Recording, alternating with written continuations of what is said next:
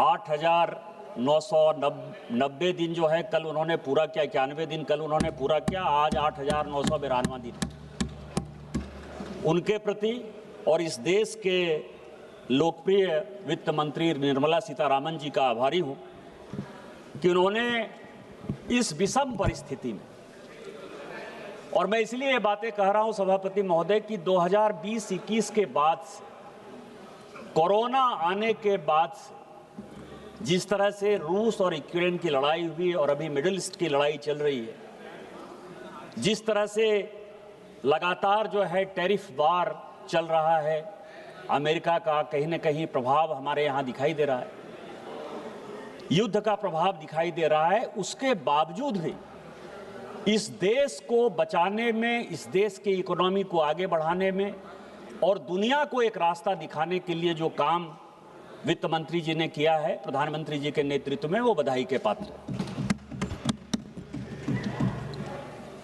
अध्यक्ष महोदय, कांग्रेस पार्टी की हमेशा समस्या रहती है, उनको ये नहीं लगता कि 1947 से लेकर 2014 तक लगभग उन्होंने ही 5-6 साल को छोड़ दीजिए तो इस देश पर शासन किया। और इसलिए एक कहावत है कि बुरा जो देखन मैं चला, बुरा न मिलिया कोई, जो दिल खोजा आपना मुझसे बुरा न कोई। अभी माननीय प्रधानमंत्री जी बोल कर गए कि इस देश को यूनाइट होने की आवश्यकता है। उन्होंने कोरोना के समय विपक्ष के भी योगदान को सराहा कि आपने और हमने मिलकर, सभी पॉलिटिकल पार्टी के सभी लोगों ने मिलकर जिस तरह से एक यूनाइटेड फेस बनाया, उसके कारण आज देश अस्थिर है, देश आगे बढ़ रहा है, आपका योगदान है। लेकिन देखिए किस तरह के आरोप लगा रहे हैं। ये मैं लेकर आया हूं, आईएमएफ की रिपोर्ट है 2025, आईएमएफ की रिपोर्ट। ये कह रहे हैं कि अरविंद सुब्रमण्यम की बात करेंगे, कभी रघुराम राजन की बात करेंगे कि जीडीपी जो है आप इन्फ्लेट कर रहे हो।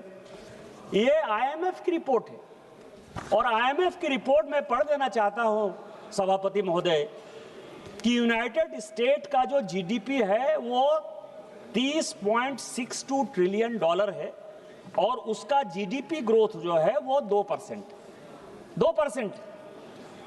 चाइना जो है उसकी इकोनॉमी 19.4 ट्रिलियन है और उसका जो जीडीपी ग्रोथ है वो 4.8%। और जर्मनी का 5 ट्रिलियन है, उसका जीडीपी ग्रोथ 0.2% है। और भारत जो अब चौथी अर्थव्यवस्था है, इसकी इकोनॉमी 4.53 ट्रिलियन है और इसका जीडीपी ग्रोथ 6.6%। आप दुनिया को झुठला रहे हो, आईएमएफ को झुठला रहे हो, वर्ल्ड बैंक को झुठला रहे हो। आपने कभी इन चीजों के बारे में सोचा है कि आप पार्लियामेंट में जब इस तरह की बातें करते हो उसका इंपैक्ट क्या जाता है दुनिया के बाजार में, दुनिया के आईएमएफ में, वर्ल्ड बैंक में, यूएस में, यूके में या अन्य देशों के साथ जिनके साथ हमारा व्यापार है, उनके सामने क्या जाता है कि भारत में तो विपक्ष का एक नेता उठकर बोला कि इनका डाटा ही फोर्स्ड है जी, इनका डाटा ही फोर्स्ड है। डाटा तो आपका फोर्स था। कभी आपने देखा कि 2008-9 में जिस तरह के हालात आपने पैदा किए, मैं स्टैंडिंग कमेटी फाइनेंस का सदस्य रहा सभापति महोदय, 2010 में इनका जीडीपी ग्रोथ 2.3%, 2011 में 3.2%, 2012 में 2.7%, 2013 में 3.4%। और जब इनको लगा कि इकोनॉमी की ये हालत रही तो हमारा क्या होगा, क्योंकि अटल जी छोड़कर गए थे तो उस वक्त हमारी इकोनॉमी 9% पर बढ़ रही थी। जब 2004 में अटल जी छोड़कर गए तो इन्होंने जो है जीडीपी का जो मापदंड था उस मापदंड को पलटकर किसी तरह उसको 5% कर पाए 2014-15 के। आप अपनी तरह ही लोगों को समझते हो। इसी तरह से हम चौथी अर्थव्यवस्था बने और 2027 में जो माननीय प्रधानमंत्री जी और वित्त मंत्री जी का टारगेट है कि हमको तीसरी अर्थव्यवस्था बनना है, क्या इसी तरह के फोर्स ढांचे से बन पाएगा? कभी तो शर्म करिए। आज जो है पेट्रोल डीजल की बात कर रहे हैं, मैं इस सदन के माध्यम से, चूंकि मैं इस पर चर्चा कर चुका हूं और मैं फाइनेंस बिल पर ही आऊंगा, मैं चर्चा करना चाहता हूं सर कि आप जो है आपने इस देश की इकोनॉमी को किस आधार पर छोड़ा और माननीय वित्त मंत्री जी ने या हमारी सरकार ने किस तरह से आगे किया।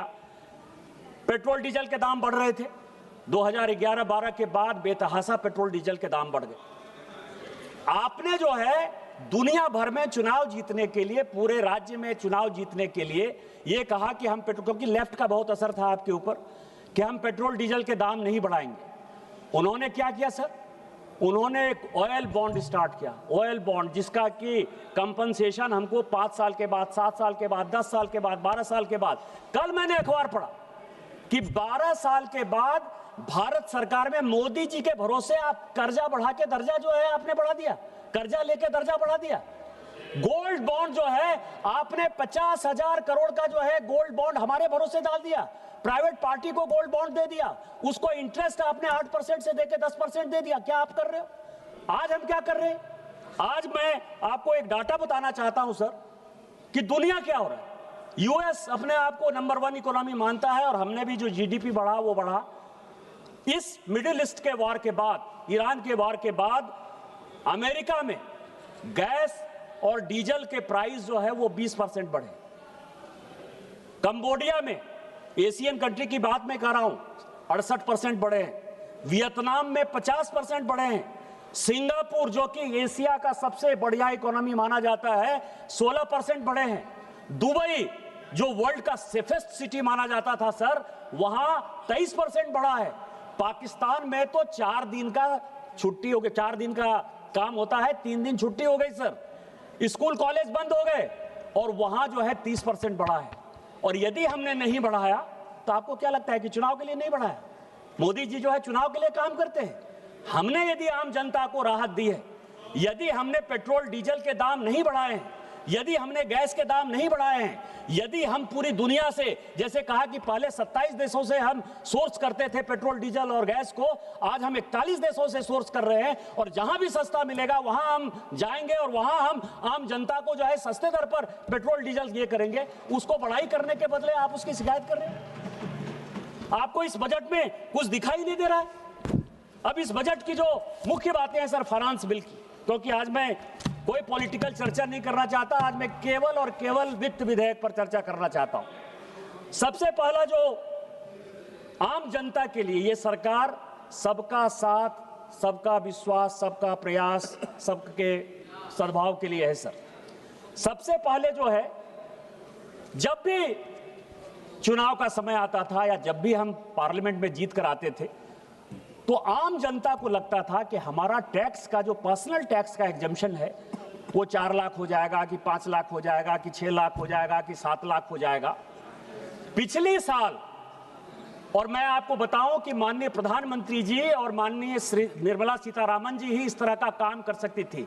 अनएक्सपेक्टेडली, किसी को कुछ नहीं पता था, 12 लाख रुपए का टैक्स एग्जम्पशन हमने किया और उसको अभी हमने फिर से कंटिन्यू। हम रोज यहां चर्चा करते रहते हैं सर, इस टैक्स फाइनेंस बिल में रोज चर्चा करते हैं कि हम जो है, और गडकरी जी बराबर बोलते रहते हैं कि दुर्घटना हो जाती है, एक्सीडेंट हो जाता है, लाखों लोग जो है प्रत्येक साल मारे जाते हैं। यहां चर्चा करके उसकी छुट्टी पा लेते हैं। लेकिन जो हमारी सेंसिटिव गवर्नमेंट है उसने इस बार क्या सर, 1988 का जो मोटर व्हीकल एक्ट है उसमें संशोधन करके कहा कि जिनको भी कंपनसेशन इंश्योरेंस का मिलता है उसमें कोई टैक्स डिडक्ट नहीं होगा। ये आम लोगों के लिए नहीं है। कौन मरते हैं? स्कूटर वाले, साइकिल वाले, रिक्शा वाले, पैदल चलने वाले, पटरी पर सोने वाले, यही लोग तो मरते हैं ना सर। उसके लिए कौन काम कर सकता है? इसके लिए कभी आपने, हम वोट की चिंता नहीं करते हैं, हम आम गांव गरीब की चिंता करते हैं, इसीलिए काम किया हमने सर। दूसरा सवाल यह है कि अब कई एक लोगों को एक सिस्टम हो गया है सर कि बाहर रहना है। कई एक लोग रोजगार के लिए गए, कई एक लोग जो है टैक्स बचाने के लिए गए, किसी कारण से गए, लेकिन उनके आधा परिवार बाहर है सर, आधा परिवार अंदर है। कई एक संपत्तियों में जो है उनका अधिकार है। मैं आपको बताऊं कि रेसिडेंट इंडिविजुअल जो हिंदू अनडिवाइडेड फैमिली है उसके लिए इस फाइनेंस बिल में हम बहुत बड़ी राहत लेकर आए हैं। जो विदेशों में इतने बाहर के लोग रहते हैं और जो हमको रेमिटेंस भेजते हैं उनके लिए इससे बड़ा काम जो है माननीय वित्त मंत्री नहीं कर सकते थे। इसके लिए ये बधाई की पात्र है। इसके बाद लैंड एक्विजिशन एक्ट लेकर आ गए सर। खूब लंबा चौड़ा भाषण देते हैं कि लैंड एक्विजिशन एक्ट है, राइट ऑफ फेयर कंपनसेशन है, 4 गुना देते हैं। सारे उद्योग धंधे किस तरह से चल रहे हैं वो उस पर मैं नहीं जाना चाहता सर। लेकिन लैंड एक्विजिशन एक्ट में जो छोटे लोग हैं, जो सीमांत लोग हैं, उनका जो जमीन जाता था और उसका जो कंपनसेशन मिलता था, उस कंपनसेशन में सर वो उनको टैक्स देना पड़ता था। मैं माननीय वित्त मंत्री जी का पुनः बधाई देना चाहता हूं कि उन्होंने इस बार जो है जो राइट ऑफ फेयर, जिसका कि मतलब जमीन जाएगा, जिनका जमीन एक्वायर किया जाएगा, उसमें से जो है टैक्स उन्होंने एग्जेम्प्ट कर दिया।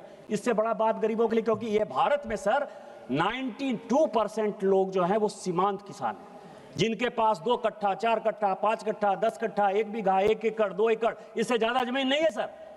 92% जो किसानों की बात करते हैं, उन किसानों के लिए मैं कह सकता हूं कि जो माननीय प्रधानमंत्री जी भी बोलकर गए कि ये किसानों के लिए समर्पित सरकार है। यदि फर्टिलाइजर का दाम 3000 है पूरे दुनिया में, तो हम 300 रुपया में बोरी देते हैं। उतना ही नहीं, यदि उनका जमीन हम एक्वायर कर रहे हैं तो उसमें भी भारत सरकार ने टैक्स जो है खत्म करने का प्रावधान किया। इसके लिए बधाई के पात्र है। इसके बाद सर जो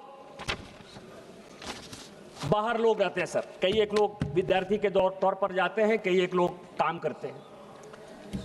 बेनामी ट्रांजैक्शन एक्ट 1986-87 में माननीय राजीव गांधी जी लेकर आए, लेकिन हो सकता है कि अपने दोस्तों के लिए, मित्रों के लिए उनको समझ में आ रहा होगा कि ये बड़ा खराब एक्ट लेकर आ गए, यदि इससे होगा तो अपने दोस्तों को जो है समस्या हो जाएगी। आपको आश्चर्य होगा सर कि 86-87 में लागू किया हुआ बेनामी ट्रांजैक्शन एक्ट 2017-18 तक, जब तक कि हमारी सरकार नहीं आई सर, 30 साल तक उसका कोई कानून नहीं बना। पार्लियामेंट ने पास कर दिया। ऐसा कभी आपने सुना था सर कि कोई एक्ट पास हो जाए और वो एक्ट लागू नहीं हो? हमारी सरकार आई, उसने बेनामी ट्रांजैक्शन एक्ट में कुछ संशोधन के साथ उसको लागू किया। इसके बावजूद भी हमने एक रास्ता दिया कि आप जो है जितने फॉरेन के एसेट हैं, जितने बाहर आप पैसा यहां से लेके गए हो, आप उसको डिस्क्लोज करो। उसमें कई एक लोगों ने डिस्क्लोज किए, कई एक लोगों ने डिस्क्लोज नहीं किए। किसी का पनामा पेपर में आया, किसी का भंडारा पेपर में नाम आया, उसका तो केस अलग से चल रहा है सर, क्योंकि ये सरकार ऐसी है कि ना खाऊंगा ना खाने दूंगा। लेकिन इस बजट में जो छोटे लोग, जिनका 1 करोड़ से नीचे, यदि मान लीजिए कि कोई फॉरेन एसेट है और उन्होंने डिक्लेयर नहीं किया, उसको भी एक एमनेस्टी स्कीम में जो लोग हैं उनको कोई टैक्स वाले परेशान नहीं करें। आपको अभी भी मौका हम दे रहे हैं, आप आइए, डिस्क्लोज करिए, इसको ले जाइए। क्या इसके लिए आप बधाई का पात्र नहीं बनाएंगे? क्योंकि बड़े लोगों के खिलाफ हमारी सरकार है। यदि आप टैक्स जो है चोरी करके देश के बाहर जाओगे तो हम नहीं छोड़ेंगे। लेकिन यदि कोई छोटे लोग हैं, उन छोटे लोगों के लिए ये बड़ा काम इन्होंने किया सर। इसके बाद सर जो कॉर्पोरेट टैक्स है, अब क्या है कि विकसित भारत 2047 बनना है। हम ये कह रहे हैं कि 2047 में हम पहले या दूसरे नंबर की इकोनॉमी होंगे, क्योंकि जर्मनी तो 5 ट्रिलियन पर है, हम 4.53 पर हैं, तो मुझे लगता है कि 2027 में हम तीसरी इकोनॉमी हो जाएंगे। हमारा जो मुकाबला है वो चाइना के साथ है, जो अभी लगभग 20 ट्रिलियन के आसपास है, और उसके बाद अमेरिका जो है 30 ट्रिलियन के आसपास है। हम एक टारगेट बनाए हुए हैं कि 2047 में हम लगभग 40 से 50 ट्रिलियन तक पहुंचे, नंबर 1 नंबर 2 की स्थिति में पहुंचे। इसमें जो मेक इन इंडिया का एक नारा है कि हम यहां के प्रोडक्शन बनाएंगे, यहां के लोगों को रोजगार देंगे, यहां का डेवलपमेंट करेंगे, उसमें जो विदेश के लोग आएंगे या अपने लोग जो इन्वेस्ट करेंगे, उनका मुकाबला एशिया में किससे है सर? चाइना जो है, चाइना में हम सुनते हैं कि बड़ी R&D हो रही है, बड़े उद्योग धंधे आ रहे हैं। वैसे चाइना से भी माननीय वित्त मंत्री जी कई एक चीजें खींच कर लेकर आ गई हैं, जैसे कि मोटर के प्रोडक्शन। अब FTA जो हमने साइन किया है सर, उसमें मोटर का प्रोडक्शन हमारे यहाँ होगा। हम यहाँ मोबाइल के सबसे बड़े एक्सपोर्टर हो गए हैं। लेकिन हमारा मुकाबला किससे है? चाइना में टैक्स है या नहीं है, दुनिया में कोई नहीं जानता सर। सिंगापुर जो एक देश है, वहां टैक्स मुश्किल से 15 से 16%, 17%। दुबई जो है, कई एक जगह टैक्स है, इनकम टैक्स है, कई एक जगह कॉर्पोरेट टैक्स है, टैक्स नहीं भी है, मतलब 7-8% के आसपास है। यदि अपने को